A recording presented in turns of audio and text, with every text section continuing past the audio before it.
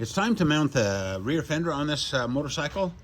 So before we do anything, grab this funny looking, I call it the batwing bracket. Looks kind of strange. It's got the front and then the back. Has little hooks that come around. So we're gonna grab that and then we're gonna show you how to trim this plastic off here. This needs to come off so this bracket can fit on the motorcycle. Okay, I did this with a Dremel grinder, so I was able to cut down through here. But I'm wondering the best thing to do is maybe take some tin snips first and maybe cut across here.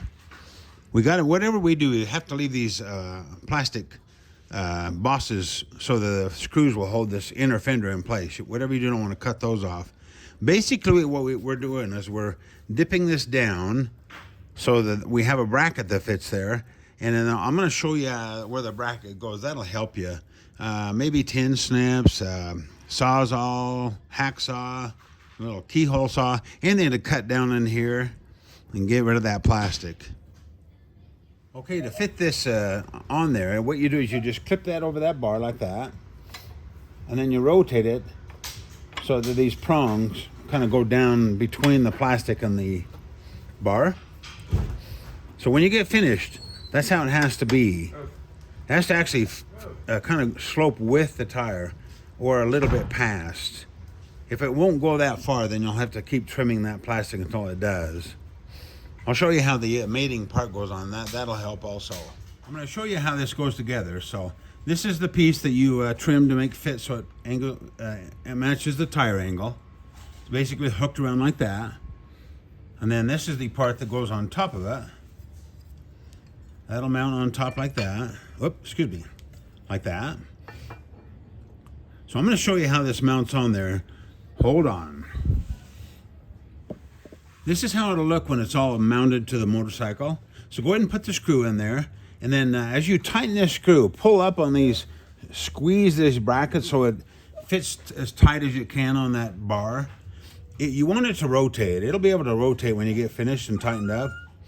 But you don't want it to move up and down, because if it does, it'll rattle on the bike. So make sure it swivels, but yet it's snug enough to where it won't rattle. And then this is basically how the fender will mount. So you'll notice I got plenty of clearance on that because the tire actually goes down, hits the fender hits the tire. So I've got that mounted on there really well.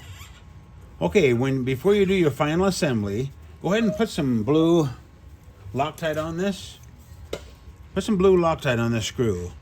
Because once you get this set and mounted on the motorcycle, you really will never take this off. And you want to make sure that it never rattles out and comes apart. So blue Loctite, swivels a little bit, no play.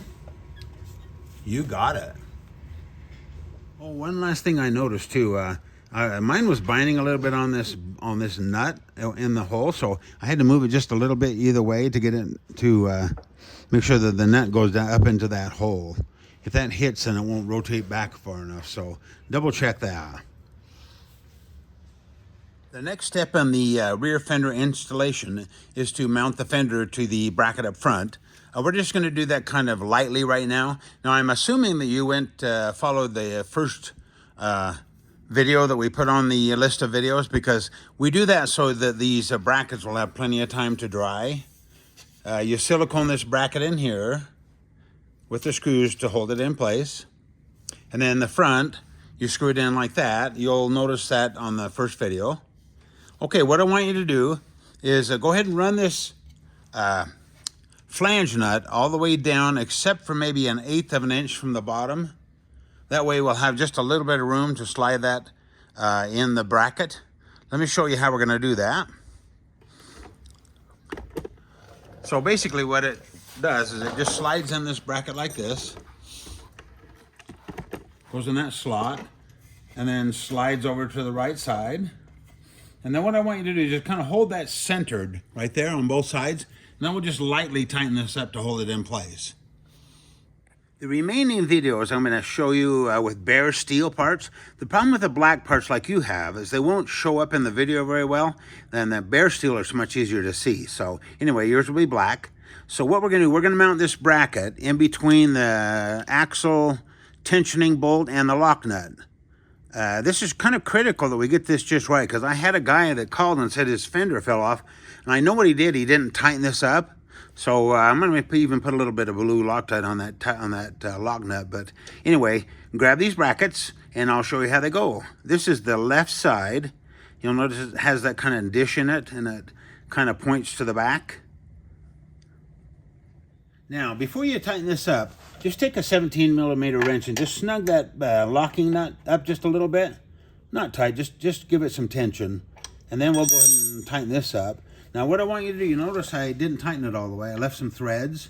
So what I'm going to do, I'm going to move that bracket over, and I'm going to put some blue Loctite down on the threads, so that when I run this up, it'll have some Loctite in there to hold that kind of snug there. You don't need to use too much, but put some Loctite on there because you don't want this vibrating loose later on and coming off. The nice thing about the blue Loctite is we give you in the kit, and you can still back the nuts off. It's not like permanent like red Loctite. So go ahead and run that bracket in there just like that. Leave that just a little bit loose. We want to rotate that bracket up like that, so that the dish here is on the front and then it points kind of toward the rear of the bike. And we'll do that on the other side. Like I say, leave this a little loose, and then we'll mount the struts.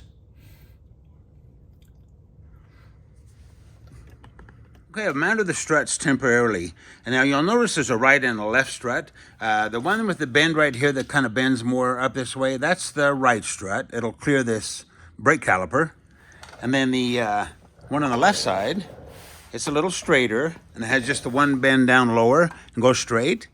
So go ahead and mount those temporarily. The way you do that is, okay, you use the bolt that was in the strut. So you got the bolt head, the washer, and then the nut on the back, the nylock nut. Do the same on the other side. And these are adjustable. You'll notice they go up and down. So we'll adjust that later. And then you'll notice on the fender itself, we put the screw. Let me show you that. So you got the screw, lock washer, and then the nylon nut or washer goes in between the strut and the fender. That's to keep the fender from scratching or denting or whatever the fender, or just, you probably have a nice paint job or this bare aluminum. You want that washer to protect the strut in between the strut and the fender. So there again, head of the screw, lock washer, and then the nylon nut on the between the strut and the fender. Leave those a little loose. Before you do this permanently, there again, I would put a little blue Loctite on it. Even though they have a lock washer, I just like to put a little Loctite on the threads on this fender because it's bouncing up and down as you ride, and you don't want all this stuff to ever get loose. So there again, just a little Loctite wouldn't hurt. I'll go ahead and show you how to tighten all this up so we can center this fender on the tire.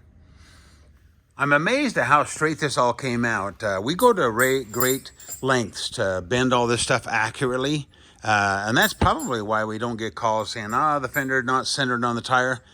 So if you follow this process, I think you'll be amazed how straight that'll end up on that fender. Okay, what you do is you kind of snug everything up as you go. So don't forget this front nut. Just snug it up. You want a little, tight enough, but not ridiculous. Because by moving that back and forth, sometimes it'll change the back a little bit. And then you also want to have the same distance on each side. So snug that one up, and then start at the bottom. Snug the lock nut up on the tensioner.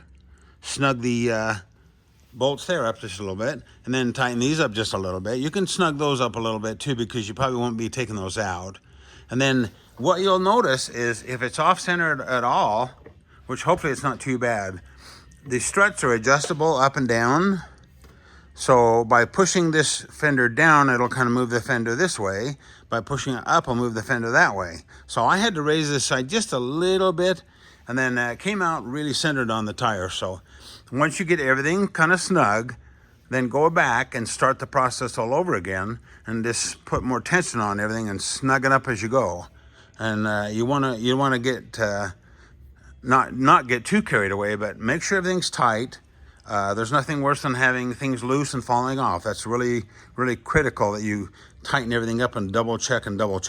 So go through it all several times, tighten everything up, And you'll be amazed at how nice this fender fits that tire, and man, it's looking good. Let's put the seat on.